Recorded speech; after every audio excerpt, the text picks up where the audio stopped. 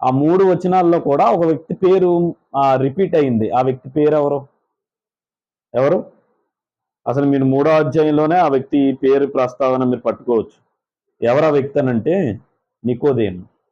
అవునా? బైబిల్‌లో ఈ పేరు ఎంతమంది విన్నారు? నికోదేము అని ఒక వ్యక్తి ఉన్నాడు.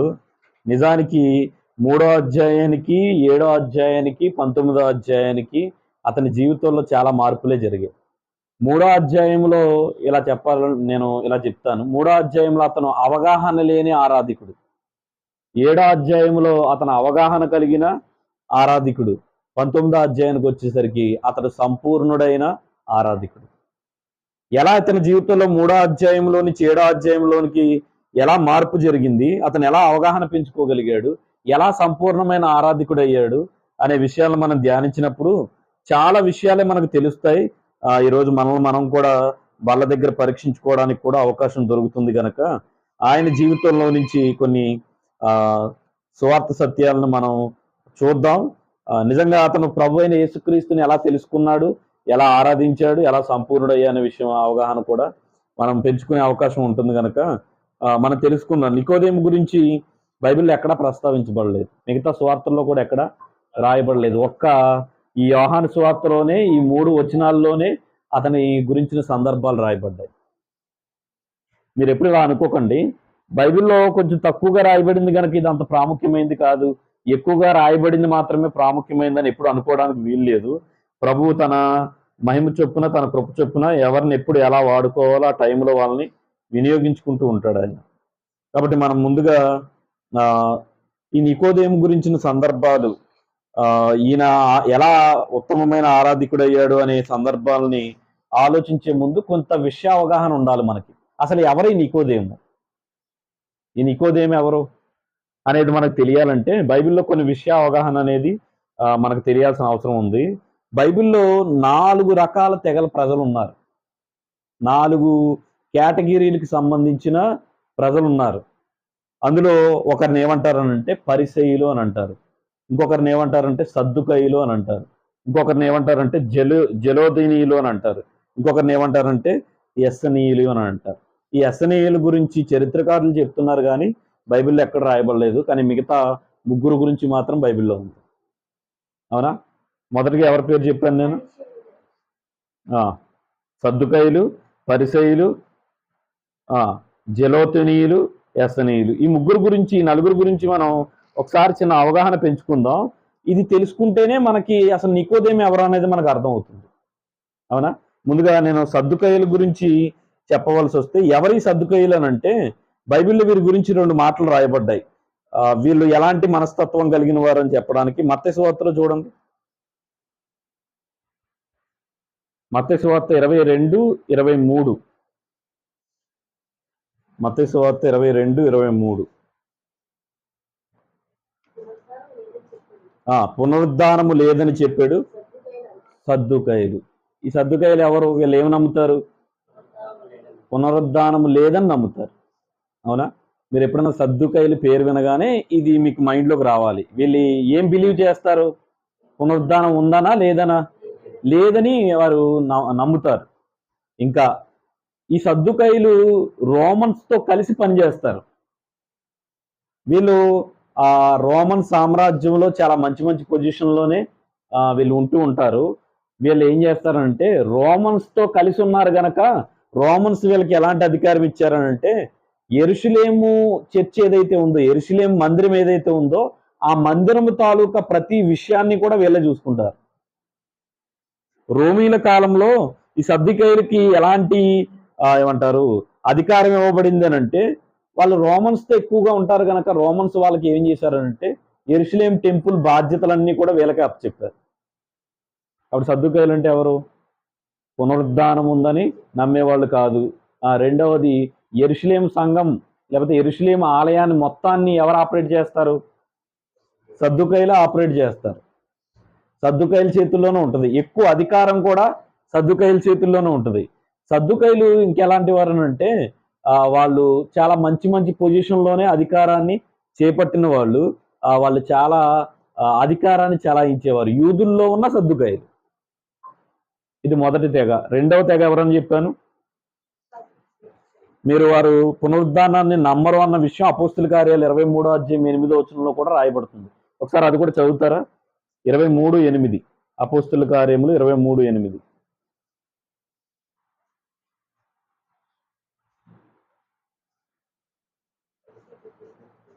23:8 చదవండి. అపోస్తులు సద్దుకైలు పునరుద్ధానము లేదని, సద్దుకైలు ఎవరంట? పునరుద్ధానము లేదని నమ్మేవాళ్ళు. ఇక రెండవ తెగ పరిసయ్యులు. వీళ్ళు ఎవరనంటే వీళ్ళు పునరుద్ధానం ఉందని నమ్ముతారు.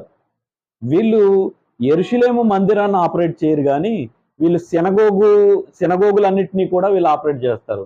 ఆ సినగోగులు అని అంటే బైబిల్లో సమాజ మందిరాలు అని రాయబడింది కదా, వీటన్నిటిని కూడా వీళ్ళే చూసుకుంటారు.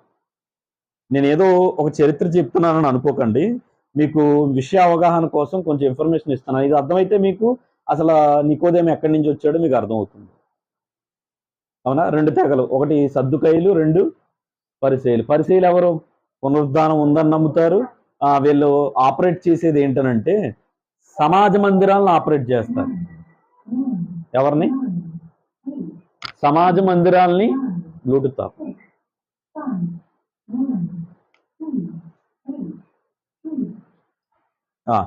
సమాజ మందిరాలని.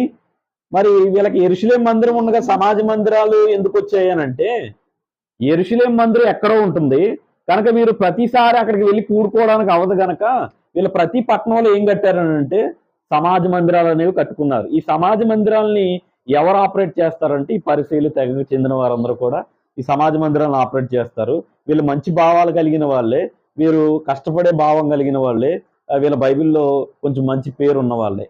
మీరు చెప్పండి, అసలు కొంచెం మంచిగా వీళ్ళిద్దరిని ఎంచవలసి వస్తే ఎవరి భావాలు బాగున్నాయి? సద్దుకైల భావాలు బాగున్నాయా? పరిసయ్యుల భావాలు బాగున్నాయి? పరిసయ్యుల భావాలే బాగున్నాయి. మూడవ తెగ ఎవరని చెప్పాను? జెలోనితీయులు అని అన్నాను కదా. వీరు ఎవరనంటే వీరు యాషావు వంశంలో నుంచి ఏర్పాటు చేయబడిన జనాంగం. వీరికి రోమీలకు అసలు పడదు. ఒక మాటలో చెప్పాలంటే వీళ్ళు నక్సలైట్లు లాంటి వాళ్ళు. ఎవరైతే పన్ను కట్టమని అంటారో రోమీలకి, వాళ్ళందరినీ కూడా వీళ్ళు చంపుతూ ఉంటారు. రోమీలు ఎంత తెలివైన వాళ్ళు అంటే ఈ జెలోతీయుల వల్ల మాకు ఇబ్బంది ఉందని చెప్పి వాళ్ళు ఏం చేశారంటే పన్ను కట్టించుకునే వాళ్ళందరినీ కూడా ఎవరిని ఏర్పాటు చేశారు? యూదుల్ని. పన్ను కట్టించుకునే వారందరూ ఎవరు? యూదులే. కాబట్టి జెలోనీతీయులు చంపాల్సి వస్తే ఎవరిని చంపాలి? రోమీలను చంపక్కర్లేదు. ఇప్పుడు ఎవరిని చంపాలి?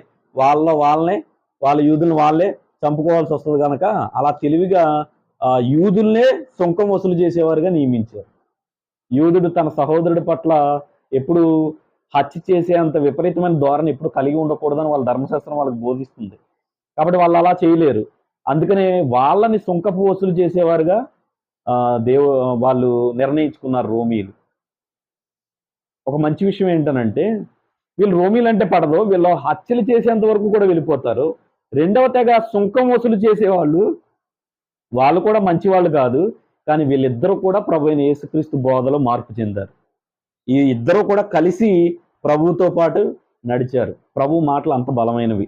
ఆ మాట కూడా సందర్భం వచ్చింది కనుక ఆ మాట కూడా చూపిస్తాను చూడండి. మత్తయి సువార్తలో 9వ అధ్యాయం 9వ వచనం చదవండి. మత్తయి సువార్త 9:9.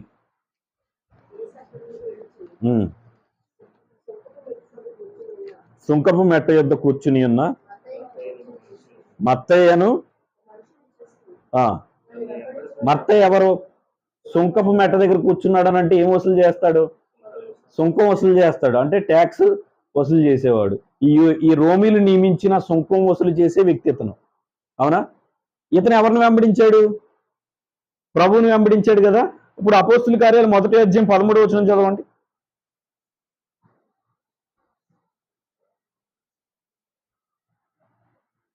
అపోస్తుల కార్యములు 1వ అధ్యాయం 13వ వచనం.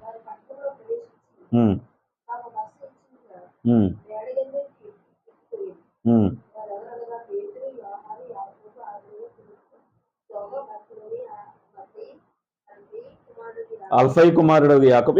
ఇక్కడ ఈ వచనాన్ని పట్టుకోండి. ఏమనుంది? జెలోతే అనబడిన సీమోను. ఈ జెలోతే ఎవడనంటే జెలోతీయుల్లో నుంచి వచ్చిన సీమోను. అక్కడేం చదివాం? మత్తయి సువార్తలో సుంకం వసూలు చేసే మత్తయి. ఇక్కడేం చదివాం? జెలోతీయుడైన సీమోను. వీళ్ళిద్దరు ఎవరిని వెంబడిస్తున్నారు? నిజానికి వీళ్ళిద్దరికి ఒకరికొకరంటే ఒకరు పడుతుందా? ఎందుకంటే ఈ జలోతీయులేమో ట్యాక్స్ వసూలు చేసేవారంటే అసలు పడదు. ట్యాక్స్ కట్టండి మీరు అని అంటే అసలు అలాంటి వారిని స్పేర్ చేయరు. వాళ్ళేమో సుంకం వసూలు చేసేవారు. కానీ వీళ్ళిద్దరు ఎవరిని వెంబడించారు? ఆ సుంకపు మెట్టదారుడైన మత్తయి ఏమో సుంకపు జాబును వదిలిపెట్టాడు.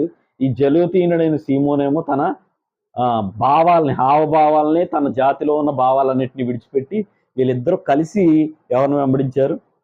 ప్రభువును వెంబడించారు. ఇక 4వ తెగ. 3 తెగల గురించి చెప్పాను కదా. మొదటి తెగ ఎవరు?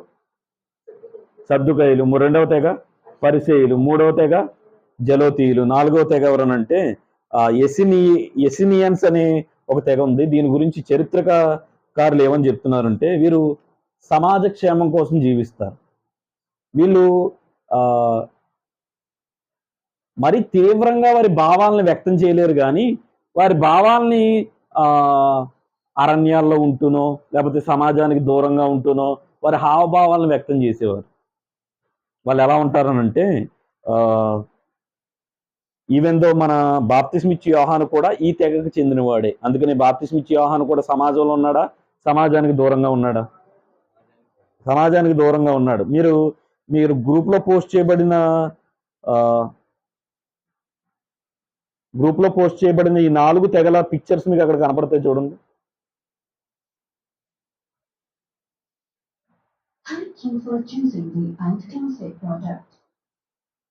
కనిపించిందా? గ్రూప్ లో పోస్ట్ చేయబడింది. మొదటి వాళ్ళు ఎవరు? కింద రాయబడింది కదా, సద్దుకయ్యులు. రెండవ వారు పరిసయ్యులు. మూడవ వారు జలోదీయులు. 4వ వారు ఎసనీయులు. ఈ 4 తెగలకు చెందిన ప్రజలు ఇశ్రాయేల్ కాలంలో ఉండేవారు. అవునా? అయితే నేను ఇందులో 2 ఇంపార్టెంట్ తెగలు ఉన్నాయి. అందులో ఒకటి సద్దుకయ్యులు, 2 పరిసయ్యులు. ఈ సద్దుకయ్యులు పరిసయ్యులు ఎవరనంటే వీరు ఏదైనా కూడా వీళ్ళే జడ్జిమెంట్ చేస్తారు. ఏదైనా కూడా ఆ నెక్స్ట్ పిక్చర్ లో చూడండి.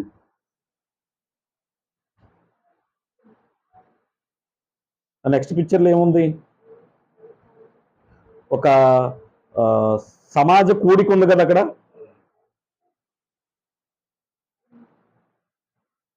ఆ సమాజ కూడికలో 2 సెక్షన్స్ కనబడుతున్నాయా? అటో కొంతమంది, ఇటో కొంతమంది ప్రజలు కనబడుతున్నారా?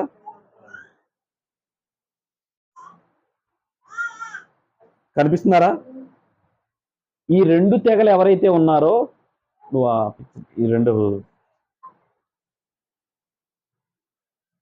ఈ రెండు తెగలైతే ఎవరైతే ఉన్నారో ఒకవైపు ఉన్నది సద్దుకయ్యుల గుంపు, మరొక వైపు ఉన్నది పరిసయ్యుల గుంపు. యూదులు ఎప్పుడైతే ఒక సభావేదికను పెడతారో ఆ సభావేదికలో జడ్జి చేసే జడ్జిలుగా ఎవరైతే ఉంటారో వాళ్ళు ఈ 2 గుంపుల్లో నుంచి ఉంటారు. ఇటుపక్క ఎవరున్నారు? సద్దుకయ్యులు ఉన్నారు అనుకోండి. అటుపక్క ఎవరుంటారు? పరిసయ్యులు ఉంటారు. మొత్తం ఎంతమంది ఉంటారంటే వాళ్ళు 35 మంది ఉంటారు, వీళ్ళు 35 మంది ఉంటారు. మధ్యలో ఎవరుంటారంటే హై ప్రీస్ట్, ప్రధాన యాజకుడు ఉంటాడు. ఎవరైనా తీర్పు తీర్చాలనుకుంటా మధ్యలో బ్లాక్ కలర్ ఒక మనిషి కనబడుతున్నాడా? కనిపిస్తున్నాడా? అతడు దోషి. కాబట్టి వీళ్ళు జడ్జి చేసి ఈ జడ్జి చేసిన తర్వాత ప్రధాన యాజకుడు తీర్పిస్తాడు. అవునా? వీళ్ళు ఈ తెగకు చెందిన వాళ్ళు. అయితే ఈ నికోదేము ఉన్నారు చూసారా? ఈ నికోదేము ఎవరనంటే ఈ సభ ఏదైతే ఉందో ఈ సభలో ఒక మెంబర్ అతను. అవునా? ఇప్పుడు చదవండి. ఇదంతా మీకు ఎందుకు చెప్పానంటే ఇది విషయ అవగాహన చేయించడానికి. యోహాను సువార్త 3వ అధ్యాయం చదవండి ఒకసారి. యోహాను సువార్త 3వ అధ్యాయము 1వ వచనం. యూదుల అధికారి అయిన నికోదేమను పరిసయ్యుడు ఒకడు ఉండేను. ఇతడు ఎవరు? యూదుల అధికారి, ఇతర పరిసయ్యుడు. అవునా? అంటే ఎవరనంటే ఇక్కడ ఏదైతే సభ జరుగుతుందో ఆ సభలో ఉన్న మెంబర్స్ అందరిలో ఇతను ఒకడు. అందుకని అతనికి ఏమని పేరు పెట్టబడింది? యూదుల అధికారి. కాబట్టి చిన్నోడా పెద్దోడా? నికోదేము చిన్నవాడైతే మాత్రం కాదు. అది జడ్జిమెంట్ చేసే, మనం సుప్రీంకోర్టు హైకోర్టు అని అంటాం కదా, అలాంటి జడ్జిమెంట్ చేసే ప్లేసు. అక్కడ ఒక ప్రధాన యాజకుడు ఉంటాడు. ఆ ప్రధాన యాజకుడితో పాటు 70 మంది సమూహం కలిగిన ఒక టీం ఉంటుంది. వాళ్ళందరూ కూడా అధికారులు. ఆ అధికారుల్లో ఉంటున్న తెగల్లో ఒక భాగాన్ని లేదా ఒకడే నికోదేము. అందుకని అతని గురించి ఏమని రాయబడింది? యూదుల అధికారి అయిన నికోదేమను ఒక మనుషుడు ఉండేను. ఈ సభ ఏదైతే ఉందో ఈ సభలో అతను ఒక మెంబరు. అయితే ఈ వ్యక్తి ప్రభు అయిన యేసుక్రీస్తు దగ్గరికి వచ్చాడు. వచ్చి ఏమనంటున్నాడు చూడండి. ఇప్పుడు చదవండి 2వ వచనం. అతడు రాత్రి యందు ఆయన యొద్దకు వచ్చి, బోధకుడా, నువ్వు దేవుని యొద్ద నుండి వచ్చిన బోధకుడు అని ఎరుగుదుము. దేవుడు అతనికి తోడై ఉంటేనే గాని నీవు చేయించిన సూచక్రియలు ఎవడు చేయలేడని ఆయనతో చెప్పును. ఇతను ప్రభు దగ్గరికి వచ్చాడు. ఎందుకు వచ్చాడనంటే అసలు ప్రభు ఎవరో తెలుసుకుందామని వచ్చాడు. అవునా?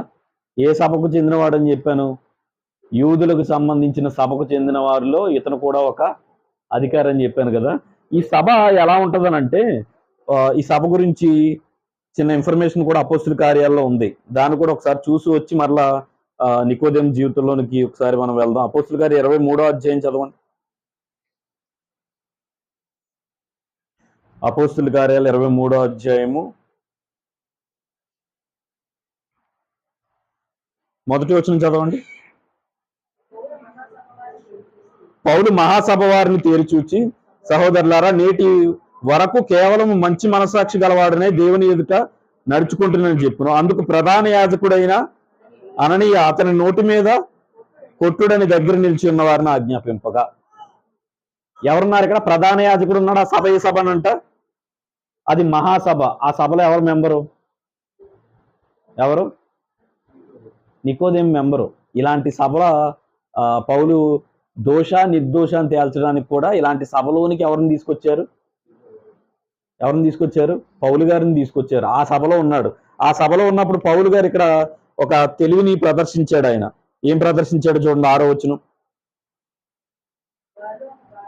వారిలో ఒక భాగము సద్దుకయ్యులను మరొక భాగము పరిసయ్యులు ఉన్నట్టు పౌలు గ్రహించి. ఇందాక మన పిక్చర్లో చూసాం కదా.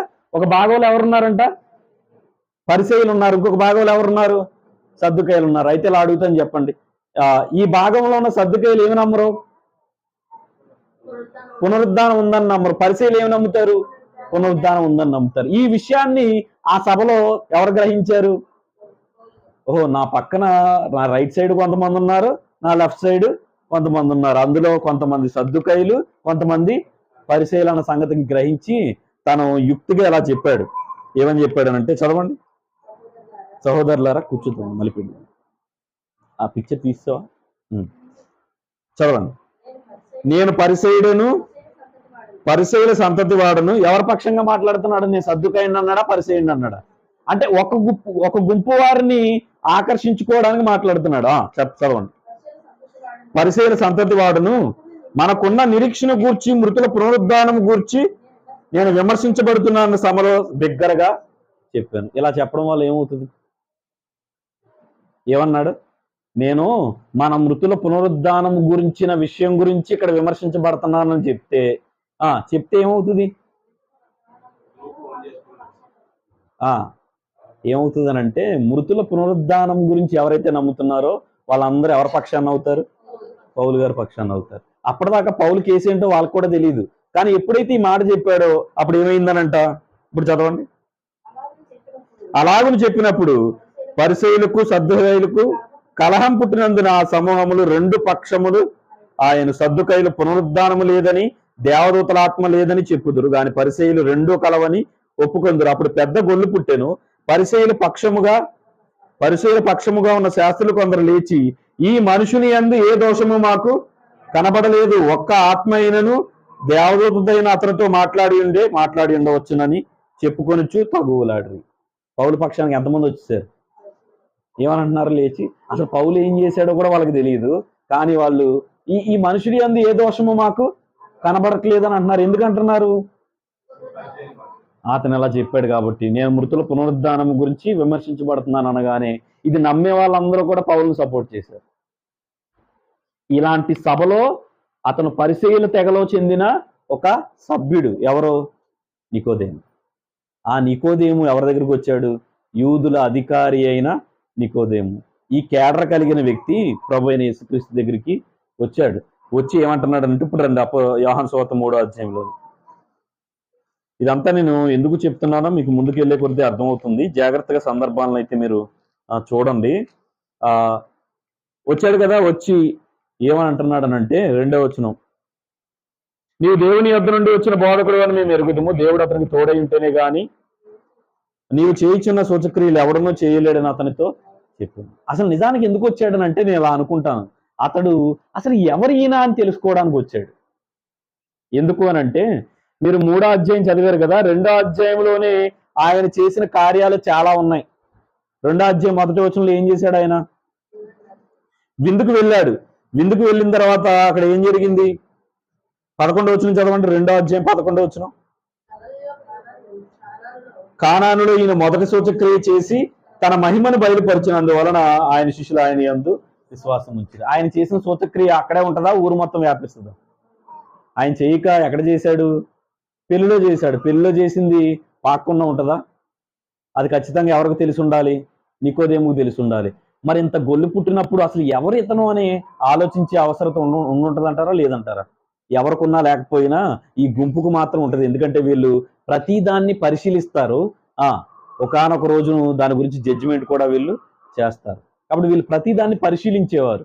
కాబట్టి ఎవరి యేసు పలానా కానాను విందులో ఏదో సూచక్రియ చేశాడనంట. అంత మాత్రమే కాదు, అక్కడి నుంచి ఆయన ఎక్కడికి వచ్చాడనంటే మీరు అదే 2వ అధ్యాయంలో చదవండి, 14వ వచనం చదవండి ముందుగా.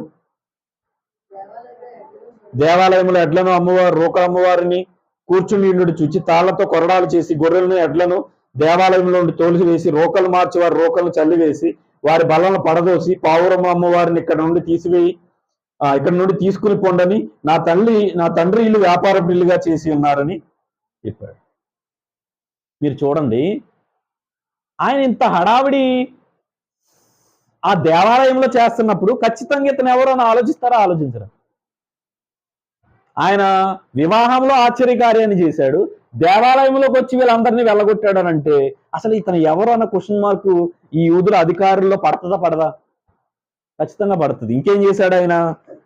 ఇంకా 3వ అధ్యాయంలోనికి రాలేదు నేను, 2వ అధ్యాయంలోనే ఇవన్నీ జరుగుతూ ఉన్నాయి. 23వ వచనం చదవండి. ఆయన పస్కా పండుగ సమయంలో యెరూషలేములో ఉండగా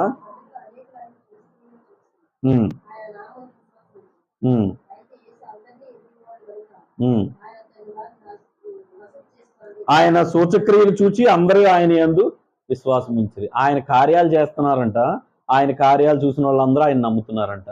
మరి వీళ్ళందరికీ డౌట్ వస్తుందా రాదా? అసలు ఎవరెత్తను? నేను అనుకుంటాను ఈ 2వ అధ్యాయాన్ని బట్టి నికోదేము ఎందుకు వచ్చాడనంటే అసలు ఎవరో ఇతను తెలుసుకుందామని వచ్చాడు. వచ్చిన వాడు ఏమంటున్నాడు? దేవుడు నీకు తోడై ఉన్నాడని నాకు అర్థమవుతుంది. ఎందుకనంటే నేను ఆల్రెడీ నీ గురించి విన్నప్పుడు నువ్వు చాలా సూచక్రియలు చేసావు, దేవాలయంలో నువ్వు అధికారం కలిగిన వాడిగా నువ్వు చేసిన పనులు, అలాగే నువ్వు ప్రజల మధ్య కనపరిచిన కార్యాలు, ఇవన్నిటిని బట్టి నాకు ఏం తెలిసిందనంటే దేవుడు ఒక వ్యక్తికి తోడై ఉంటేనే కానీ ఇవన్నీ ఎవరో చేయలేరు అని అనుకున్నాడు. కానీ ఇతనికి సరిగా ప్రభు గురించి తెలిసిందంటారా? ఏమన్నాడు ప్రభువుని? ఏమన్నాడు చూడండి, బోధకుడా, దేవుని వద్ద నుండి వచ్చిన బోధకుడు అని మేము ఎరుగుదుము. మీరు చెప్పండి, ప్రభువుని బోధకుడుగా ఎరగడం మంచి విషయమా, దావీదు కుమారుడిగా ఎరగడం మంచి విషయమా? ఎలా ఎరగాలి? దావీదు కుమారుడిగా ఎరగాల, బోధకుడిగా ఎరగాల? ఎలా ఎరగాలో తెలుసా? దావీదు కుమారుడిగా ఎరగాలి. గుడ్డివాడు ఏమని పిలిచాడు ప్రభువుని? ఆగిపోయాడా సాగిపోయాడా? ఆ పిలుపు వినగానే ఆగిపోయాడా సాగిపోయాడా? ఆగాడు. ఆగాడా సాగాడా? ఆగేమన్నాడు? ఆ గుడ్డివాడిని తీసుకురండి అని అన్నాడు. ఎందుకు అనంటే ఆయన దావీదు కుమారుడిగా దిగి వచ్చాడు, బోధకుడుగా వచ్చాడు. కానీ మనుషులు ఎలా ఎరగాలనుకున్నాడు అనంటే దావీదు కుమారుడిగా ఎరగాలనుకున్నాడు.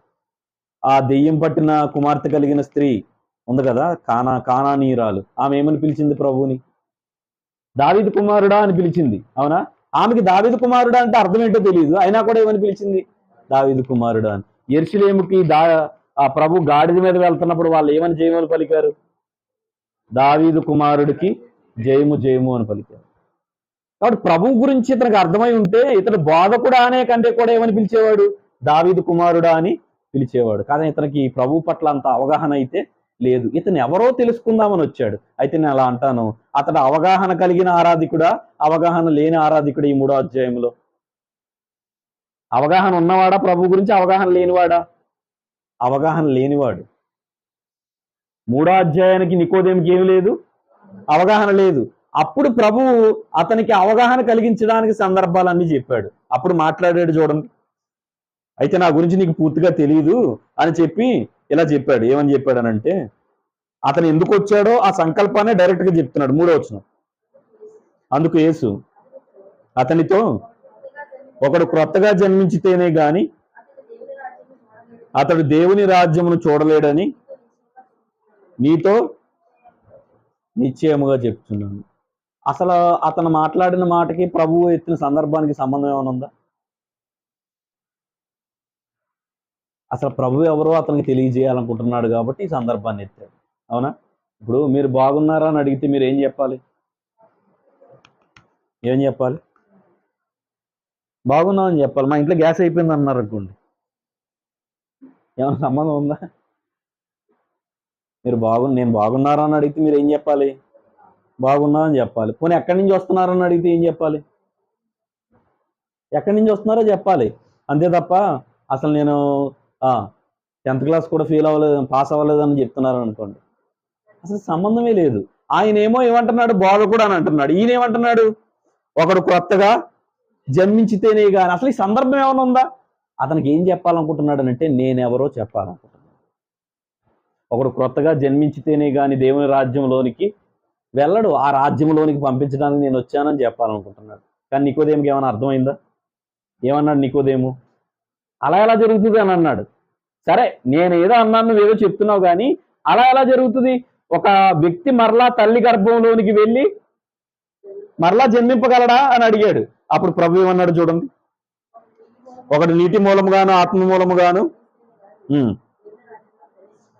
మరలా అదే సందర్భాన్ని చెప్తున్నాడు. 7వ వచనం, మీరు కొత్తగా జన్మింపవాలని నీతో చెప్పిన మాటకు ఆశ్చర్యపడవద్దు అని చెప్తూ 9వ వచనంలో ఏమన్నాడు చూడండి, అందుకు నికోదేము ఈ సంగతులు ఎలాగూ సాధ్యమని ఆయనను అడుగగా. అంటే నికోదేముకి ప్రభు గురించి అవగాహన ఉందా? లేదు. ఆయన ఎలా రక్షించడానికి వచ్చాడో అవగాహన ఉందా? లేదు. ఆ మాట అనగానే ప్రభు ఏమన్నారనంటే, చదవండి. యేసు ఇట్లనెను, నీవు ఇశ్రాయేలీయులకు అధికారిగా ఉండి బోధకుడిగా ఉండి వీటిని ఎరుగవా? మేము ఎరిగిన సంగతియే చెప్పుచున్నాము, చూసిన దానికే సాక్ష్యం ఇచ్చుచున్నాము, నీతో నిశ్చయముగా చెప్తున్నా. ఈ మాట చెప్పేసరికి అతనికి అర్థం కాలేదు. నీ యూదులు బోధకుడివై ఉండి కూడా నీకు ఈ సంగతి తెలియదా? కనీసం నేను ఎందుకు వచ్చానో కూడా నీకు తెలియదా? నీకు అవగాహన లేదా అని చెప్పి ఈసారి అతనికి అర్థమయ్యేటట్టుగా చెప్పడానికి ఈసారి మరొక విషయాన్ని ప్రస్తావించాడు. ఆ విషయం ఏంటనంటే 14వ వచనం చదవండి. అరణ్యములో మోషే సర్పమును ఎలాగూ ఎత్తెనో. అరణ్యములో మోషే సర్పమును ఎలాగ ఎత్తునో అని అంటే, యూదులకు బోధకుడై ఉన్న, పరిసయ్యులకు తెగకు చెందినవాడై ఉన్న ఇతనికి ఆ విషయం తెలుస్తుందా తెలదా? ఇప్పుడు ఇతనికి సింక్ అయ్యింది. ఒకడు క్రొత్తగా జన్మించితేనే గాని అంటే ఇతనికి అర్థం కాలేదు. ఎవరి గురించి చెప్పాడు? వెంటనే మోషే గురించి చెప్పాడు. ఎందుకంటే ఇతనికి ఎవరి గురించి అవగాహన ఉంది? మోషే గురించి అవగాహన ఉంది. అందుకని ఇలా అన్నాడు. మోషే అరణ్యములో ఇత్తడి సర్పాన్ని ఎత్తాడు కదా, నీకు తెలుసు కదా అని అంటే వెంటనే ఇతనికి అది సింక్ అవుతుందా అవదా? అది గుర్తుకొస్తుందా రాదా? అందుకని ఈ విషయాన్ని అక్కడ ప్రస్తావించాడు. అతను ఎలాగైతే ఎత్తాడో అప్పుడు చదవండి. అలాగే విశ్వసించు ప్రతివాడు నశింపక ఆయన ద్వారా నిత్యజీవం పొందినట్లు మనుష్య కుమారుడు ఎత్తబడవలను. నేను ఎందుకు వచ్చానంటే, ఆ రోజు మోషే ఇత్తడి సర్పాన్ని ఎత్తితే కాటు తిన్న వాళ్ళు ఎలాగైతే బతికారో ఈ రోజు నేను కూడా చనిపోయి తిరిగి ఎత్తబడడం వల్ల నా యందు విశ్వాసం ఉంచిన వారు బ్రతుకుతారు, మీ అందరికీ మరలా తిరిగి జన్మనివ్వడానికి నేను వచ్చాను అన్న సంగతిని అతనికి చెప్పాడు. అందుకని అతను వినడమే ప్రారంభించాడు తప్ప ఇంకా మాట్లాడడం ఆపేశాడు. ఇంతకుముందు మాట్లాడాడు కదా, ఇది ఎలా జరుగుతుంది, అది ఎలా జరుగుతుంది అన్నాడా? కానీ మోషే గురించి ప్రస్తావించినప్పుడు తర్వాత తన టాకింగ్ ఏమైనా ఉందా? ఇంకా తను మాట్లాడినట్టుగా ఏమైనా ఉందా? వినడం ప్రారంభించాడు. అందుకే ప్రభు ఇంకా చెప్పాడు. 16వ వచనం చదవండి. దేవుడు లోకమును ఎంతో ప్రేమించెను, కాగా తన అద్వితీయ కుమారునిగా పుట్టిన వాని యందు విశ్వాసముంచి ప్రతివాడు నశింపక నిత్యజీవం పొందినట్లు ఆయనను అనుగ్రహించాను. నేను ఎందుకు అనుగ్రహించబడ్డానంటే, నా యందు విశ్వాసం ఉంచువాడు ధర్మశాస్త్రాన్ని నమ్ముకున్నట్టుగా కాదు, వాడు నశింపక ఏం పొందుకుంటాడు? నిత్యజీవం పొందుకుంటాడు అని చెప్పాడు. నేను అందుకు వచ్చాను అని చెప్పాడు. నేను దేవుని కుమారుడిగా అందుకు ఈ లోకంలో స్థాపించబడ్డాను అని చెప్పాడు. ఇంకేం చెప్పాడు? రక్షణ పొందుటకే గాని లోకమునకు తీర్పు తీర్చుటకు దేవుడు ఆయన లోకమునకు. నువ్వు నన్ను దేవ కుమారుడు అని అంటున్నావు కదా, నేను ఎందుకు వచ్చానంటే లోకానికి తీర్పు తీర్చడానికి కాదు, మిమ్మల్ని అందరినీ రక్షించడానికి నేను వచ్చాను అని అన్నాడు. ఈ మాటలన్నీ విని ఆ నికోదేము ఆయన ఎవరో అర్థం చేసుకోగలిగాడు. అడుగుదామని వచ్చాడు, తన సమూహం పక్షాన ఇతను ఎవరో తెలుసుకుందామని వచ్చాడు. కానీ అతను తెలుసుకున్నది ఏంటనంటే, ఇతడు లోకరక్షకుడిగా మనం వెతుకుతున్న మెస్సయ్య అని కనుగొన్నాడు. 3వ అధ్యాయం 1వ వచనంలో అతను అవగాహన కలిగిన వాడు, అవగాహన లేనివాడు. అవగాహన లేనివాడు ప్రభు ఎవరో కూడా సరిగా తెలియదు. కానీ ప్రభు దగ్గరికి వచ్చి ఏం తెలుసుకున్నాడు అనంటే, అతడు అవగాహన పెంచుకున్నాడు. అతను ఎవరని తెలుసుకున్నాడు? నికోదేము ఆయన ఎవరని తెలుసుకున్నాడు? ఈ లోక రక్షకుడు అని తెలుసుకున్నాడు. అవునా? ఆయన గురించి ఎన్ని సందర్భాలు రాయబడ్డాయి? నికోదేము గురించి 3 సందర్భాలు. మొదటిది ఎక్కడుంది? యోహాను సువార్త 3వ అధ్యాయంలో ఉంది. ఆ 3వ అధ్యాయంలో ఏం తెలుసుకున్నాం? అవగాహన లేకుండా వచ్చిన నికోదేముకి అవగాహన కలిగించి పంపించాడు. అవగాహన లేకుండా వచ్చిన నికోదేము ఆయన అర్థం చేసుకుని ఆయన ఎవరో తెలుసుకుని తిరిగి వెళ్ళేటట్టుగా చేశాడు. ఇప్పుడు రెండో సందర్భంలోకి వద్దామా? ఇప్పుడు నికోదేము ఇక్కడ ఎలా ఉన్నాడో చూద్దామా? మొదటి సందర్భంలో నికోదేము ఎలా ఉన్నాడో ఏం తెలుసుకున్నాడో చూసాం. రెండవ సందర్భంలోకి వచ్చేసరికి నికోదేము ఎలా ఉన్నాడనంటే, యోహాను సువార్త 7వ అధ్యాయంలో చదివాం కదా. అది యోహాను సువార్త 7వ అధ్యాయము 51వ వచనం చదువుదామా?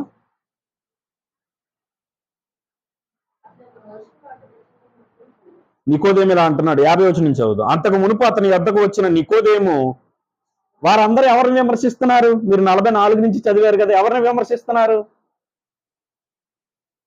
44 నుంచి మీరు ఇందాక చదివారు కదా, ఎవరిని విమర్శిస్తున్నారు వాళ్ళందరూ? ఆ గుంపంతా పరిసయ్యుల గుంపు కానీ శాస్త్రుల గుంపు కానీ ఎవరిని విమర్శిస్తున్నారంటే ప్రభువుని విమర్శిస్తున్నారు. ప్రభువే కదా అక్కడ ఉంటా. 44వ వచనం చదువు. 47వ వచనం చదవండి. అందుకు పరిసయ్యులు, మీరు కూడా మోసపోతురా? అధికారుల్లో కానీ పరిసయ్యుల్లో కానీ ఎవడైనా ఆయన యందు విశ్వాసం ఉంచిన. సందర్భం ఏంటంటే, ఆయన అరెస్ట్ చేసి తీసుకురండి రా అని కొంతమందిని పంపిస్తే వాళ్ళు ఆయన మాటలకు అరెస్ట్ అయిపోయారు. మేము తీసుకురాలేకపోయామనంటే, ఎందుకు మీరు తీసుకురాలేకపోయారనంటే, ఆ మనుషుడు మాట్లాడినట్టుగా ఎవరు ఎన్నడను మాట్లాడలేదు అని అన్నారు. అప్పుడు చెప్తున్నారు ఈ మాట, మాలో ఎవడో మోసపోలేదు, మీరు ఎందుకు అలా మోసపోతున్నారని అన్నాడు. అప్పుడు ఇన్వాల్వ్మెంట్ అవుతూ నికోదేము ఈ మాట చెప్పాడు. అవునా? ఇప్పుడు అది చదివి చెప్పండి, పాజిటివ్గా చెప్పాడా నెగిటివ్గా చెప్పాడా? అంతకుముందు వారి యొద్దను 50 వచనం. అంతకుముందు వారి యొద్దకు వచ్చిన నికోదేము వారిలో ఒకడు. అతడు ఒక మనుషుని మాట వినక మునుపు, వాడు చేసినది తెలుసుకొనక మునుపు మన ధర్మశాస్త్రం అతన్ని తీర్పు తీర్చినా అని అడుగుగా. మీరు చెప్పండి, నెగిటివ్గా చెప్పాడా పాజిటివ్గా చెప్పాడు? నికోదేము ప్రభు గురించి నెగిటివ్గా చెప్పాడా పాజిటివ్గా చెప్పాడా? వాళ్ళ ధర్మశాస్త్రం చొప్పున ప్రభుకు తీర్పు తీర్చాలని చూస్తున్నారు. అందుకే నికోదేము ఏమన్నాడనంటే, అసలు అతను ఏం చెప్తున్నాడో మీకు తెలియకుండా అతని మీద మీరు తీర్పు తీర్చడానికి ధర్మశాస్త్రం సపోర్ట్ చేస్తుందా అని అన్నాడు. ఇప్పుడన్నా చెప్పండి, నెగిటివ్గా చెప్పాడా పాజిటివ్గా చెప్పాడు? అంటే నికోదేము ఎవరి పక్షాన ఉన్నాడు? ప్రభు పక్షాన ఉన్నాడు. అందుకని నికోదేముని వాళ్ళందరూ ఏమన్నారు? ఏమన్నారు చూడండి. వారు నీవు గలలీయుడు. ఎవరిని అంటున్నారు? నికోదేముని. నువ్వు గలలీయుడువా?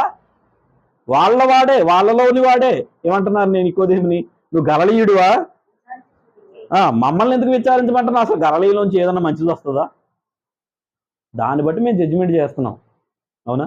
కొంతమంది తొందరపాటు మనుషులు ఉంటారు. వాళ్ళు ఎవరంటే పూర్తిగా వినకుండా ఏం చేస్తారు? జడ్జి చేస్తూ ఉంటారు. అవునా? వీళ్ళు కూడా అలాంటి వాళ్ళే. ఈ తెగ ఏ తెగనంటే, ఇది మంచి తెగ కాదు, ఇది ఏ తెగనంటే పరిసయ్యుల తెగ. ఇది ఏమన్నాడు నికోదేము? ఒక మనుషుడి మాట వినక ముందు అతను ఏం చెప్తున్నాడో నీకు తెలియకుండా నువ్వు అతను జడ్జి చేయడానికి అవుతుందా? మనం కూడా కంగారు మనుషులం కదా, ఎంత వింటాం? ఇప్పుడు జనాలకు సగం వినే ఓపిక కూడా లేదు. ఏదైనా షార్ట్ మెసేజ్ ఉంటే పెట్టండి అంటారు. ఇంతే వింటాం. ఇంతలో ఎంత అర్థాన్ని తీసుకుంటాం? ఈ మొక్క ఇది వచ్చిందనంటే దీని వెనకాల అది ఉంటుంది, ఎంత అల్లేసుకుంటాం మనం. నికోదేము ఎలా అన్నాడు? అతను చెప్పింది ఏంటో నీకు పూర్తిగా తెలియకుండా నువ్వు ధర్మశాస్త్రం చొప్పున అతను తీర్పు తీరుస్తావా అంటే నికోదేము ఏం అర్థం చేసుకున్నాడు? ప్రభుని అర్థం చేసుకున్నాడు, అర్థం చేసుకోలేదు. 7వ అధ్యాయానికి వచ్చేసరికి నికోదేము అవగాహన కలిగిన ఆరాధకుడు, అవునా? కానీ 3వ అధ్యాయం 1వ వచనంలో ఆయనకి ఏమీ తెలియదు ప్రభు గురించి, అని తెలుసుకున్నాడు. తెలుసుకుని ఏం చేస్తున్నాడు తెలుసా? ప్రభు వైపు నిలబడుతున్నాడు. తనను విసర్జిస్తారేమో అన్న భయం లేదు, తను ఏమన్నా అనుకుంటారేమో అన్న భయం. అంతకే అప్పటికే అనేసారు కదా, ఏమని నువ్వు గలలీయుడువా అని అన్నారు కదా. కొంతమంది సరిగా వినకుండా మనల్ని ఏమంటారు అంటే నువ్వు పలానా తెగకి చెందినవాడువా, పలానా వాడువా, పలానా మిషనరీకి చెందినవాడువా, పలానా వాడువా. కానీ 7వ అధ్యాయానికి వచ్చేసరికి నికోదేము ఎవరనంటే అవగాహన కలిగిన ఆరాధకుడు. మళ్ళీ నికోదేము ఎక్కడ కనబడతాడు? 19వ అధ్యాయం. ఇక్కడికి వచ్చేసరికి నికోదేము ఎలా ఉన్నాడో చూడండి. ఇక్కడికి వచ్చేసరికి సందర్భం ఏంటనంటే ప్రభువుని సిలువ వేశారు. ఆయన దగ్గర శిష్యులు ఎవ్వరూ కూడా కానరావట్లేదు. యోహాను మాత్రం ఉన్నాడు, కొంతమంది స్త్రీలు మాత్రం ఉన్నారు. పరిస్థితి ఏంటి అనంటే తన శరీరాన్ని, తన శవాన్ని అడిగి తీసుకోవడానికి కూడా ఎవరికి ధైర్యం లేనేలేదు. తన శరీరాన్ని తీసుకొచ్చి పాతి పెట్టడానికి, అడగడానికి, పిలాతు దగ్గరికి వెళ్ళి అడగడానికి ధైర్యం ఎవరికి లేనేలేదు. మళ్ళీ ఇక్కడ కనబడుతున్నాడు చూడండి నికోదేము, 19వ అధ్యాయము 39-40 వచనాలు.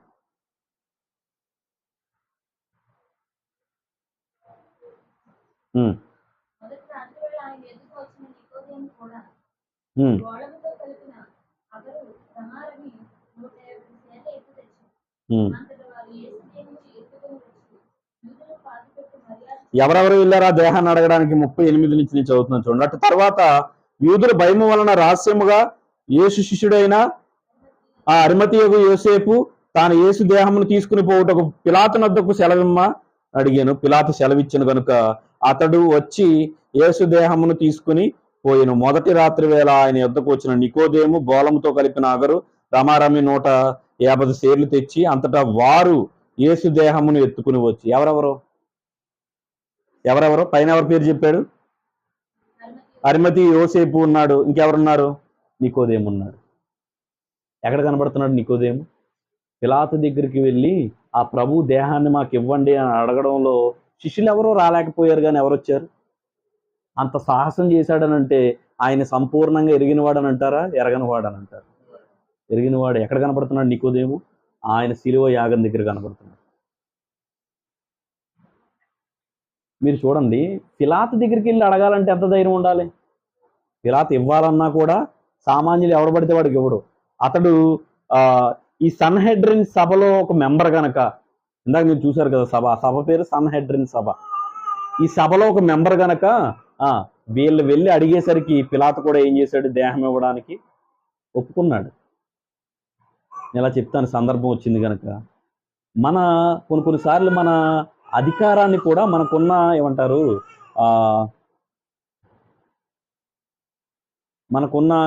దాన్ని, ఆ స్ట్రాటజీని ఉంటుంది కదా, ఒక పలుకుబడి, ఇదంతా కూడా దేనికోసం ఉపయోగించాలో తెలుసా?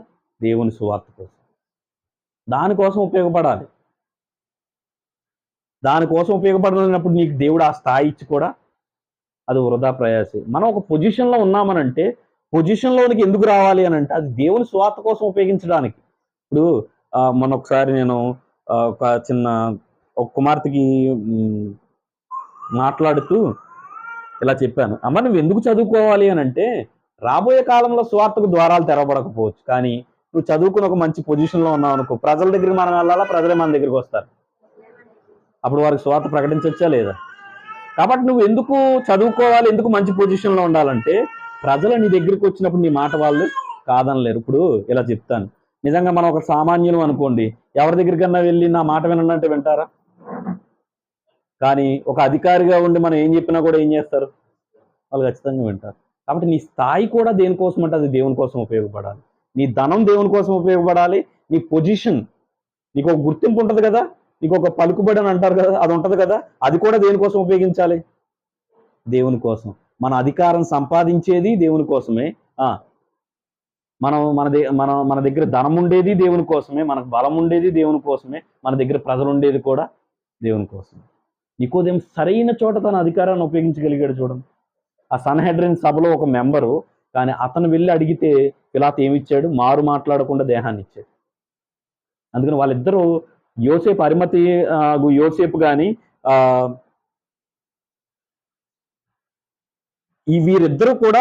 వీరిద్దరి ప్రస్తావన ఎక్కువగా కనపడకపోయినా కూడా సరైన చోట వెళ్ళ ప్రజెంటేషన్ ఉంది చూడండి. ప్రభు దేహాన్ని తీసుకువెళ్ళి ఏదన్నా నాశనం చేస్తే, లేకపోతే ఎక్కడన్నా కాల్ చేస్తే ఏంటి? ఆయన దేహం ఏం చేయబడాలి? విరగ్గొట్టబడకుండా అది సమాధి చేయబడాలి. ఆయన తిరిగి లేవాలి కదా. ఆ శ్రేష్టమైన పరిచర్యలో నికోదేముని, అరిమతయి యోసేపుని దేవుడు వాడుకున్నాడు. కొన్నిసార్లు కొంతమంది వ్యక్తులు అప్పటిదాకా మనకు కనపడరు, కానీ సరైన టయానికి వాళ్ళు పరిచయం అవుతారు. వాళ్ళు సరైన టయానికి పరిచయం అయిన తర్వాత దేవుడికి కావాల్సిన పనిని వాళ్ళ చేత దేవుడు జరిగించుకుంటాడు. అవునా? నేను రామచంద్రపురం పరిచయ విషయంలో నేను ఇదే ఆశ్చర్యపోతూ ఉంటాను. అసలు ఎన్నో సంవత్సరాలు ప్రయాసపడితే కానీ జరగని పరిచర్య అక్కడ ఎలా జరిగిందనంటే, దేవుడు సరైన సమయానికి సరైన వ్యక్తుల్ని పరిచయం చేసి ఆ సరైన వ్యక్తుల ద్వారా ఆయనకు కావాల్సిన పరిచర్ను ఆయన జరిగించుకుంటూ ఉన్నాడు. అప్పుడు మన జీవితాల్లోనికి, మన పరిచర్లోనికి చాలా విలువైన వ్యక్తులు వస్తారు. మీరు కంగారు పడవలసిన పని లేదు, విచారపడవలసిన పని లేదు. దేవుడు ఒక్కరిని తీసుకొస్తాడు. ఆ ఒక్కడు ఏం చేస్తాడో తెలుసా? చాలా మందిని నడిపించేటట్టుగా, సువార్త వినిపించేటట్టుగా మార్చేస్తాడు. అవునా? శిష్యులందరూ పరిచర్య చేస్తున్న రీతి వేరు, పౌలు కలిసిన తర్వాత పరిచర్య ముందుకు వెళ్ళిన రీతి వేరు. మనలో అలాంటి విలువైన ప్రియుల్ని దేవుడు మన దగ్గరికి చేరుస్తాడు. మనలోనికి ఆ ఒక్కడు చాలు ఎంతో మందికి సువార్తను ప్రకటించడానికి. అలాంటి తీవ్రత కలిగిన ప్రియుల్ని, అలాంటి తీవ్రత కలిగిన సహోదరుల్ని దేవుడు మన దరిలో చేరుస్తాడు. అందుకే నేను ఆ చర్చి ఓపెన్ అయ్యేటప్పుడు ఒక మాట చెప్పాను.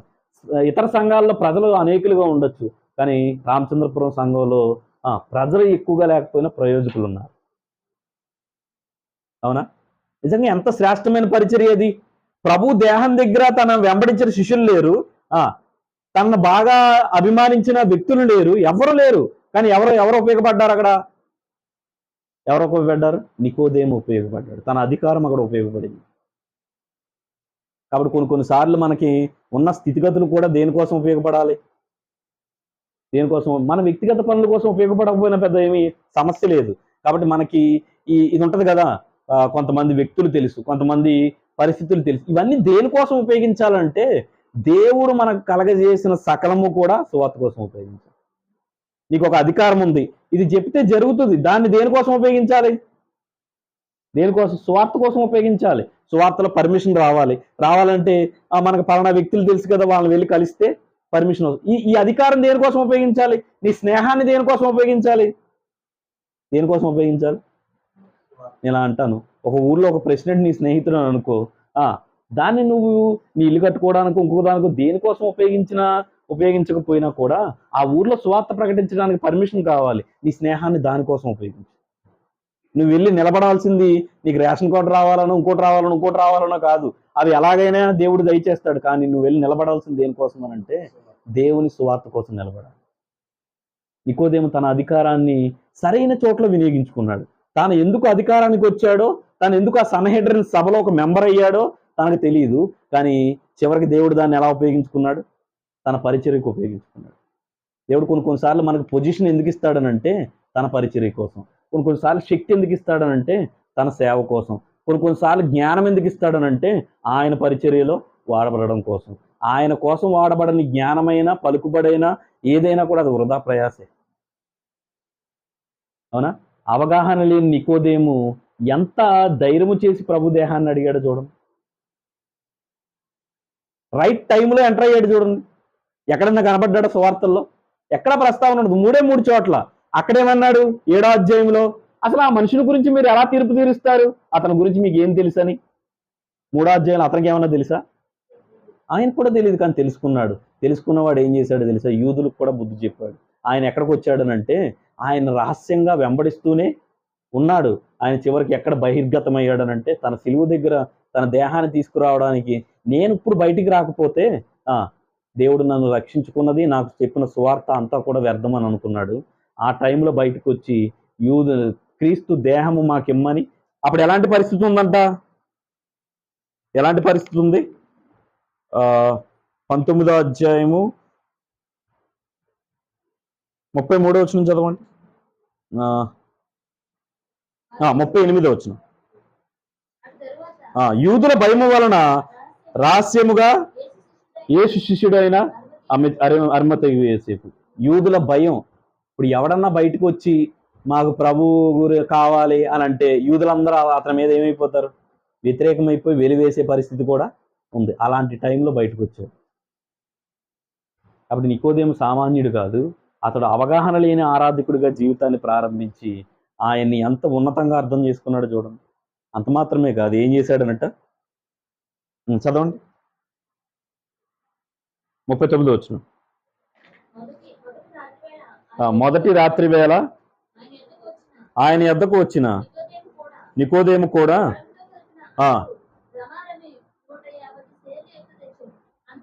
నికోదేము వచ్చి ఆ బోలముతో కలిపిన 150 సేర్లు ఆ బోలాన్ని తీసుకొచ్చాడు. అందుకు యేసు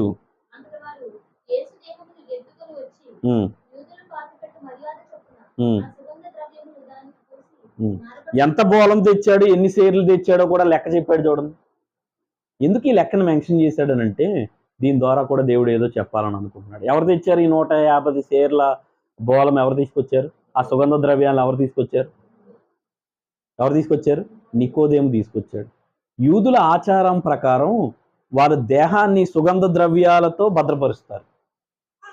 అయితే ఆ సుగంధ ద్రవ్యాలని చేయడానికి కూడా ఒక నియమం అనేది వాళ్ళకు ఉంది. ఎలా పడితే అలా చేయడానికి వీలు లేదు. ఒకసారి ఈ 150 అని అంటే అర్థం ఏంటి? ఇదే ఇంత ఎందుకు తెచ్చాడు నికోదేము?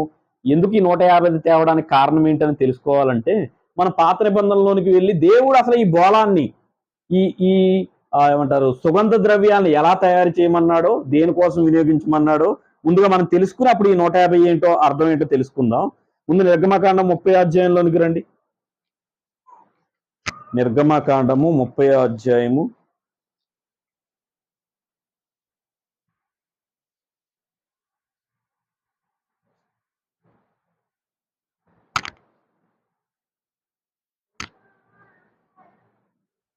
22వ వచనం నుంచి చదవండి.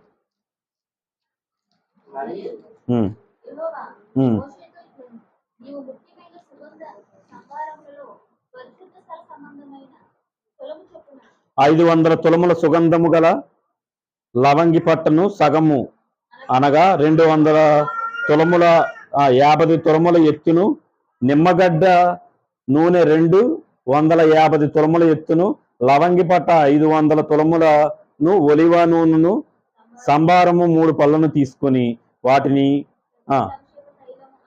ప్రతిష్టాభిషేక తైలము అనగా సుగంధ ద్రవ్యమునకు పని అయిన పరిమళ సంబారముగా చేయవలను. అది ప్రతిష్టాభిషేక తైలము. ఈ సుగంధ ద్రవ్యాలను అలా చేయాలంట. ఏదేది వెయ్యాలో, ఎంతెంత కొలత వెయ్యాలో కూడా చెప్పాడు. ఈ తైలాన్ని ఎందుకు ఉపయోగిస్తారనంటే 2 చోట్ల ఈ తైలాన్ని ఉపయోగిస్తారు. ఒకటి ప్రధాన యాజకుడిని అభిషేకించేటప్పుడు ఉపయోగిస్తారు. 2 రాజును అభిషేకించేటప్పుడు ఉపయోగిస్తారు. ప్రధాన యాజకుడిని అభిషేకించేటప్పుడు, యాజకత్వం చేసే ప్రధాన యాజకుడిని అభిషేకించేటప్పుడు ఉపయోగిస్తారు. అలాగే రాజును చేసేటప్పుడు కూడా ఉపయోగిస్తారు. అందుకే సమూయేలుని ఏమన్నాడు?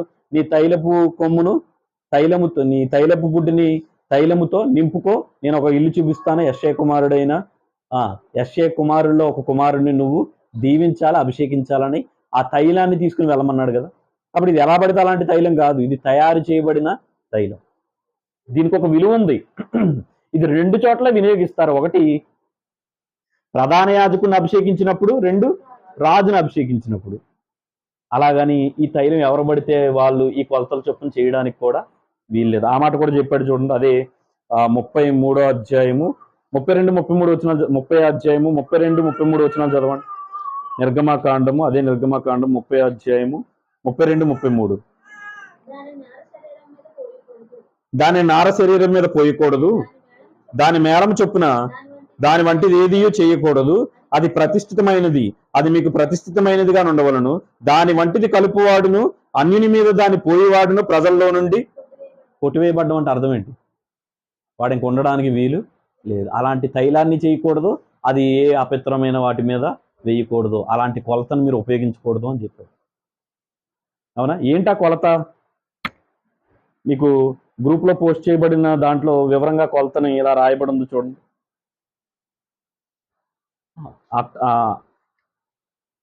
ఉందా? మూడవది అచ్చ జటమాంసి అక్కడ కొలత ఏదేది ఎంత చెప్పాడో అన్ని రాయబడ్డాయా?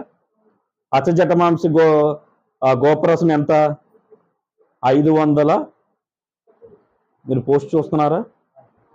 500 షెకెలు. సుగంధము గల లవంగి పట్ట సగము అదెంత? 250 షెకెలు. నిమ్మగడ్డి నూనె ఎంత? 250 షెకెలు. లవంగి పట్ట ఎంత? 500 షెకెలు. మొత్తం టోటల్ కలిపితే ఎంత? 1500 షెకెలు. దీనికి ఏం కలపాలి? ఒలివ నూనె కలపాలి. అవును కదా? దీనికి ఏం కలపాలి? ఒలివ నూనె కలపాలి. ఇది పాత నిబంధన అంతా హిబ్రూలో రాయబడింది కాబట్టి షెకేల్ అని రాయబడింది. మీరు ఇక్కడ చదవండి. ఇందాక మనం చదివాం కదా యోహాను సువార్త 19వ అధ్యాయంలో నికోదేము తెచ్చిన 150 షేరుల్ని ఏమని మెన్షన్ చేశాడనంటే దాన్ని షెకేల్తో పోల్చలేదు, పౌండ్స్తో పోల్చాడు. అవునా? దాని ఇంగ్లీష్ బైబిల్లో ఏమనుంది? యోహాను సువార్త 19వ అధ్యాయం 39-40 వచనాలు ఇంగ్లీష్లో చదివితే ఆ చివరిలో చూడండి, పౌండ్స్ అని ఉందా లేకపోతే షెకేల్ అని ఉందా? ఏమనుంది? 750 పౌండ్స్, 75 పౌండ్స్ అని ఉంది కదా. మీరు ఈ షెకేల్లో ఉన్న దాన్ని గ్రీకులో ఉన్న పౌండ్స్లోకి ట్రాన్స్లేషన్ చేస్తే మీకు ఆ పిక్చర్ కూడా పెట్టాను చూడండి, కనిపిస్తుందా? ఇటుపక్క 1500 ఉంది చూసారా? అది షెకేలు. ఇటుపక్క రౌండ్ అప్ చేసి ఉంది, అది పౌండ్స్. మీరు కన్వర్ట్ చేస్తే మనకు తెలుసు కదా, డాలర్ని ఇండియా మనీలో ఎంత ఉంటుందని కన్వర్ట్ చేసి చూస్తాం కదా, అలాగే షెకేల్ను కూడా పౌండ్స్లో ఎంత అవుతుందో కన్వర్ట్ చేయొచ్చు వెబ్సైట్లో. అలా కన్వర్ట్ చేస్తే, ఎందుకంటే అది హిబ్రూలో రాయబడింది, కొత్త నిబంధనలు దేనిలో రాయబడింది? గ్రీక్లో రాయబడింది కదా. అందుకని ఇక్కడ పౌండ్స్లో ఉంది, అక్కడ షెకేల్లో ఉంది. షెకేల్ని కనుక ఆ 1500 షెకేల్ని పౌండ్స్లోకి మారిస్తే ఎంత అయింది? 37.5. 37.5 అనంటే 230 అంటారు, 237.5 2 కలిపితే ఎంత అవుతుంది? ఎంత అవుతుంది? ఎంత అవుతుంది? 70. అంటే అతను ఎంత తెచ్చాడు అని అంటే 2 సార్లు అభిషేకించేంత తైలాన్ని తీసుకొచ్చాడు. ఎంత తీసుకొచ్చాడు? 2 సార్లు అభిషేకించేంత తైలాన్ని తీసుకొచ్చాడు. ఇప్పుడు ఒక వ్యక్తి పైన ఒకసారి పోయాలా, 2 సార్లు పోయాలా? దాన్ని వ్యర్థంగా ఉపయోగించకూడదు, ఆ కొలత చొప్పున ఇతరులకు చేయకూడదు అని చెప్పాడు కదా. ఎందుకు అతను 2 సార్లు ఉపయోగించేంత ఆ 150 షేర్లు తీసుకొచ్చాడనంటే, 150 షేర్లు ఎందుకు తీసుకొచ్చాడనంటే అతడు 2 సార్లు ఆయనని అభిషేకించేంత తైలముతో నింపాలని అనుకున్నాడు, సుగంధ ద్రవ్యములతో నింపాలనుకున్నాడు. నేను అడుగుతున్నాను, మీకు ఇందాక చెప్పాను కదా, ఆ తైలాన్ని దేనికోసం ఉపయోగిస్తారు? ప్రధాన యాజకుడిని అభిషేకించడానికి. నేను చెప్పిన లెక్క అర్థమైందా మీకు? 1500 షెకేల్ వచ్చింది కదా అవన్నీ కలిపితే. ఈ 1500 షెకేల్ని పౌండ్స్లోకి మారిస్తే ఎన్ని పౌండ్స్ అయ్యాయి? 37.5. కానీ అక్కడ ఎన్ని తీసుకొచ్చాడని ఉంది? 150 పౌండ్స్ తీసుకొచ్చాడని ఉంది కదా. అంటే ఎంత తీసుకొచ్చాడు అంటే 2 సార్లు అభిషేకించేంత సుగంధ ద్రవ్యాన్ని తీసుకొచ్చాడు. ఎందుకు తీసుకొచ్చాడనంటే మీకు ఆ 3వ పిక్చర్లో ఇలా రాయబడి ఉంది చూడండి. అంటే ఆయన 2 సార్లు అభిషేకించాడు. ఎందుకు 2 సార్లు అభిషేకించాడనంటే ప్రభు ఎవరు? అక్కడ రాసింది కదా. హై ప్రీస్ట్ అంటే ప్రధాన యాజకుడు. ప్రభు ఎవరు? రాజులకు రాజు. నికోదేము ఏం అర్థం చేసుకున్నాడనంటే ఈయన ప్రధాన యాజకుడు, ఈయన రాజులకు రాజు. అందుకని ఈయన 2 సార్లు అభిషేకించాలి లేదా 2 సార్లు తైలముతో ఇతని దేహాన్ని ఉయ్యాలి అనే అవగాహన కలిగిన వాడు నికోదేము. అందుకని 150 సేర్ల ఏం తీసుకొచ్చాడంటే, మళ్ళీ చదువుతారా మాట, 19వ అధ్యాయము, యోహాను సువార్త 19వ అధ్యాయంలో ఆ మాట చదవండి, చివరి మాట.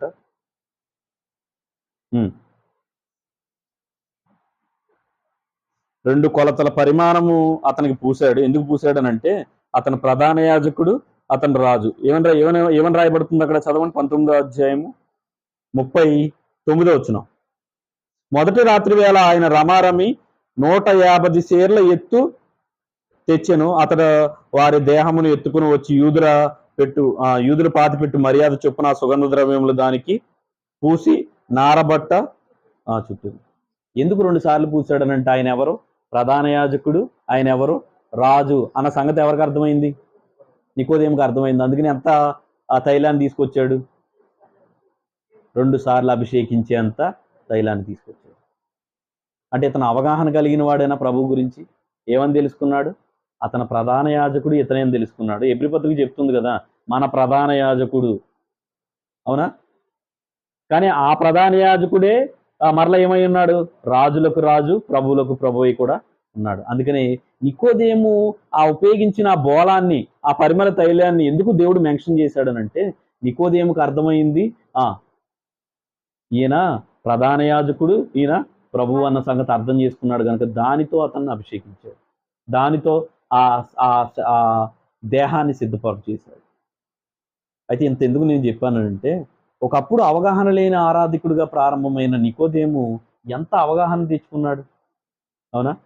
కానీ ఈరోజు ప్రభు దేహం మన చేతుల్లోనికి వస్తుంది, కానీ ఆయన ఇలా అడుగుతున్నాడు, నీ అవగాహన ఏంటి ఆయన దేహం పట్ల?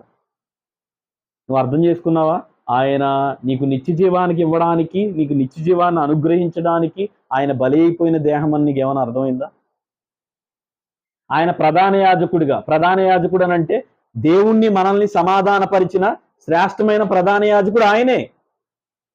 భూమి మీద ఉన్న ప్రధాన యాజకులు ఏటా సమాధానపరచాలి, కానీ మన ప్రధాన యాజకుడు ఒక్క బలితో దేవుణ్ణి మనల్ని సమాధానపరిచాడు. ఆ విషయమైనా మనకు అర్థమైందా? ఆయన రాజులకు రాజు. ఆ రాజే ఏమని జడ్జిమెంట్ ఇచ్చాడు మన కోసం? మీరు నిర్దోషులు అని చెప్పాడు. ఆ జడ్జిమెంట్ అన్న మనకు అర్థమైందా? 3 చోట్ల రాయబడిన నికోదేముకున్న అవగాహన ఈరోజు ఎవరికి లేదనంటే యావత్ క్రైస్తవ్యానికి లేదు. 3 చోట్ల, ఒక చోట ఎరగనివాడు, ఇంకొక చోట అర్థం చేసుకున్నవాడు, ఇంకొక చోట ఆరాధించినవాడు. ఏమని అర్థం చేసుకున్నాడంటే, నా ప్రధాన యాజకుడు నా ప్రభువు అని అర్థం చేసుకున్నాడు. అవునా? ఈరోజు అదే దేవుడు నిన్ను అడుగుతున్నాడు. ప్రభు దేహాన్ని సరిగా సిద్ధపాటు చేయడం నికోదేముకు వచ్చింది, కానీ ఆ సిద్ధపాటు చేయబడిన దేహాన్ని పట్టుకుని నీకు ఆ దేహం పట్ల అవగాహన కలిగిందా?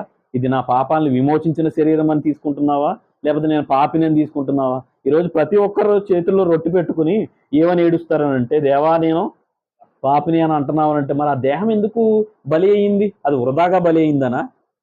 అంటే వీరు అర్థంతో ఆ దేహాన్ని తాగుతున్నారా, అనర్థంగా ఆ దేహాన్ని తాగుతున్నారా? వాళ్ళు అనర్థంగానే ఆ దేహంలో పాలిభాగస్తులు అవుతున్నారు. కానీ నికోదేము చేయి వేసిన ప్రభు దేహం గురించి అతనికి అవగాహన సంపూర్ణంగా ఉంది. అందుకని ఇతడు ప్రధాన యాజకుడు, రాజు అని తెలుసుకుని 2 సార్లు అభిషేకించేంత తైలాన్ని, అతను సుగంధ ద్రవ్యాలను అతను తీసుకొచ్చాడు. మరి అదే దేహాన్ని ఇప్పుడు మనం ఏమని చెప్తున్నాం? ఇది ఆయన శరీరం అని చెప్తున్నా. ఆ దేహాన్ని నీ చేతుల్లోనికి తీసుకుంటున్నావు కదా, నీకు అర్థమైందా ఆయన నిజంగా నీ ప్రధాన యాజకుడని? నీ ప్రధాన యాజకుడని అర్థమైతే నీ పాపాలు ఉన్నాయని చెబుతావా, లేవని చెబుతావా? భూమి మీద ఉన్న ప్రధాన యాజకుడైతే పాపాలను తీసివేయలేని వాడు మన ప్రధాన యాజకుడు, మన పాపాలను సంపూర్ణంగా తీసివేసిన వాడు. మరి ఆయన దేహాన్ని పట్టుకుని నేను పాపినని చెప్తావా? దేవానికి స్తోత్రం, ఈ దేహం వల్ల నేను పరిశుద్ధునయ్యానని చెప్తావా? నికోదేముకున్న ప్రభు దేహం పట్ల ఉన్న అవగాహన ఈరోజు ఎవరికి లేదు? మనకు లేదు. మీరు చెప్పండి, ఆయన సరైన ఆరాధికుడా, మనం సరైన ఆరాధికుడు? కాబట్టి ఈ దేహాన్ని పట్టుకుంటున్న నువ్వు ఇలా అనకు, దేవా నేను పాపిని అని. నువ్వు పాపివైతే నీ చేతుల్లోకి వచ్చిన దేహం నిన్ను విమోచించలేకపోయింది అని అర్థం. నువ్వు పాపివైతే నీ ప్రధాన యాజకుడు నిన్ను దేవునితో సమాధానపరచలేకపోయాడు అని అర్థం. నువ్వు పాపివైతే రాజులకు రాజు, ప్రభువులకు ప్రభు నీ కోసం ఇచ్చిన జడ్జిమెంట్ అది తప్పు అని అర్థం. అవునా? ఈ దేహం ఏం చెప్తుందో తెలుసా? మీరు విమోచించబడిన వారు అని చెప్తుంది. మీరు నా రక్తం చేత కడగబడిన వారు అని చెప్తుంది. మీ పాపాలకు నేను సదాకాలానికి వెల చెల్లించాను అని చెప్తుంది. నేను ఇంకెన్నటికీ మీ పాపాలను జ్ఞాపకం చేసుకోను అని చెప్తుంది. దాని స్వరం అదైతే, కానీ దాని పట్ల మనకున్న భిన్నమైన ఆలోచనలు మనల్ని సరైన ఆరాధికులుగా కాకుండా చేస్తున్నాయి. ఇది ఏం చెప్తుందో అలాగే నువ్వు దాన్ని పొందుకుంటే నువ్వు యోగ్యమైన వాడు అవుతావు తప్ప, అది ఒకటి చెప్తూ నువ్వు ఇంకొకటి ఆలోచిస్తూ దానిలో నువ్వు పాలిభాగస్తులు అయితే మనం ఎప్పటికీ సరైన ఆరాధికులు కానే కాదు. నికోదేము కనబడకపోయినా సరైన టైంలో ఆయన బయటకు వచ్చి తనలో ఉన్న ఆ ఆరాధన భావాన్ని వ్యక్తం చేశాడు. ఈరోజు మనం దేవునికి కనబడుతూ ఉన్నా మనం సరైన ఆరాధికులుగా ఆయన ఎదుట నిలబడలేకపోతున్నాం. అప్పుడు దయచేసి ఆయన దేహం పట్ల అవగాహన లేనివాడుగా ఉండొద్దు. ఆయన బలయింది నీ పాపక్షమాపణ కోసం. ఆయన ప్రాణం పెట్టింది నిన్ను పాపిగా చూడడానికి కాదు, నిన్ను నీతిమంతుడిగా చేయడానికి కోసం. ఆయన బలైన తర్వాత కూడా నువ్వు పాపివని అంటున్నావు అంటే నువ్వు అవమానించేది ఆయన శరీరాన్నే కానీ మరేమీ కానీ కాదు. ఆయన శరీరాన్ని అవమానపరుస్తున్నావు, ఆయన రక్తాన్ని అవమానపరుస్తున్నావు. ప్రభు అయిన యేసుక్రీస్తు లోకానికి వచ్చి వెళ్ళిన తర్వాత కూడా మనుషులు ఏమంటున్నారు? నేను ఇంకా పాపిని అని అంటున్నారు. మరి ఆయన వచ్చి చెల్లించిన వెల నేను విడుదల చేయలేకపోయిందని అర్థమా?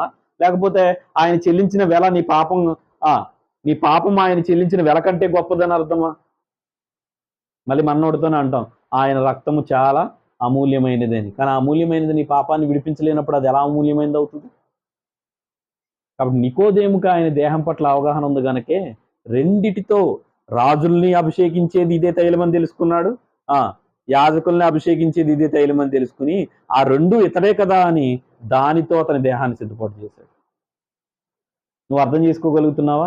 నన్ను విమోచించి నాకు పాపక్షమాపణ కలిగించింది ఈ దేహం అని అర్థం చేసుకుని ఆ సిద్ధపాటుతో నువ్వు ఆ బలను పుచ్చుకుంటే ఖచ్చితంగా నువ్వు యోగ్యమైన ఆరాధికుడివి. కానీ నీ మనసులో భిన్నమైన భావాలుండి నేను పాపిని, నా పాపాలు ఇంకా పోలేదు, నేను ఇంకా పాపిగానే ఉన్నాను, నాలో ఇంకా పాపాలు ఉన్నాయి అని నువ్వు ప్రభు దేహం ఏం చెప్తుందో ఆ స్వరం వినకుండా నీ దేహం ఏం చెప్తుందో ఆ స్వరాన్ని ఫాలో అయితే ఖచ్చితంగా నువ్వు ఆయన ఎదుట యోగ్యమైన ఆరాధికుడివి కావు, నువ్వు వాక్యాన్ని నమ్ముతున్నవాడు కానే కావు. 3 చోట్ల ప్రస్తావన, కానీ అతని జీవితాన్ని చూస్తే ఎంత యోగ్యమైన ఆరాధన చేస్తున్నాడు. వచ్చాడు బయటికి, ఫిలాతు దగ్గరికి వెళ్ళాడు, దేహాన్ని ఇవ్వమన్నాడు, దాన్ని సరిగా సిద్ధపాటు చేశాడు, తీసుకువెళ్ళి సమాధిలో ఉంచాడు. ఈరోజు నీ కళ్ళ ముందున్న శరీర రక్తమాంసాలు సమాధిలో ఉన్నవి కాదు, తిరిగి లేచిన సజీవుడైన ప్రభువు. శవాన్ని సరిగా చూడడం ఆయనకు వచ్చింది కానీ, ఆయన దేహాన్ని సరిగా చూడడం ఆయనకు వచ్చింది కానీ జీవం కలిగిన దేవుని శరీరాన్ని చూడడం మనకి రాలేదు. కాబట్టి మన అవగాహన కలిగిన ఆరాధికులుగా ఉండాలి అని అంటే ఖచ్చితంగా ఆయన శరీరం ఏంటో ఆయన రక్తం ఏంటో అవగాహన కలిగి మనం ఆయన శరీరంలో రక్తంలో పాలిభాగస్తులు అవ్వాలి.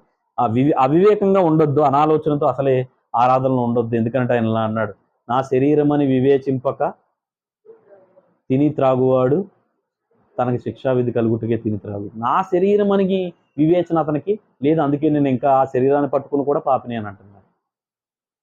తన శరీరాన్ని పట్టుకున్న వాడికి ఏముండాలి? వివేచన ఉండాలి. నికోదేముకు ఉందా లేదా వివేచన? ఉంది. అప్పుడు మనకేముండాలి? వివేచన ఉండాలి. ఆ వివేచనతో పాల్గొనడానికే దేవుడు మనకి ఈ శరీర రక్తమాంసాన్ని ఇచ్చాడు. ఇది మన ధన్యత. ఎందుకనంటే మన పాపక్షమాపణ అనుగ్రహించిన శరీరం ఇది మన ధన్యత. ఎందుకనంటే మన కోసం మన పాపాలను క్షమించి దేవునితో నిబంధన చేసిన రక్తం. అందుకని ఆ రక్తాన్ని ఏమన్నాడు? ఇది అనేకుల పాపక్షమాపణ నిమిత్తం చిందింపబడుచున్న నిబంధన రక్తం. కాబట్టి ఇప్పుడు ఇంతకుముందు ఎప్పుడైనా కూడా ఒకవేళ అవగాహన లేకుండా దానిలో చేయి వేసావేమో, ఈ రోజైనా ఒకసారి నికోదేము చేసిన ఆ ప్రతి పనిని ధ్యానిస్తూ కూడా మన అవగాహన కలిగిన ఆరాధికులుగా దానిలో పాలిభాగస్తులం అవుతాం. ఆయన అప్పగింపబడిన రాత్రి ఒక రొట్టెని ఎత్తుకొని కృతజ్ఞతాస్తులు చెల్లించి దాన్ని విరిచిది మీ కొరకైన నా శరీరము, నన్ను జ్ఞాపకం చేసుకున్నట్టుకే దీన్ని చేయడని ప్రభువు చెప్పి ఉన్నారు గనక ఆయన చెప్పిన ఆయన దేహం నిమిత్తం మరొకసారి మనం స్మరించుకుంటూ ఇది యోగ్యమైనది, ఇది నా పాపక్షమాపణ అనుగ్రహించిన శరీరం అని వివేచనతో మనం అందరం పాలిభాగస్తులం అవుదాం. ఆయన శరీరం నిమిత్తం మన మధ్యలో ఉన్న దాలయాన్ని ప్రార్థన చేస్తారు, అనంతరం మన పాలిభాగస్తులం అవుతాం.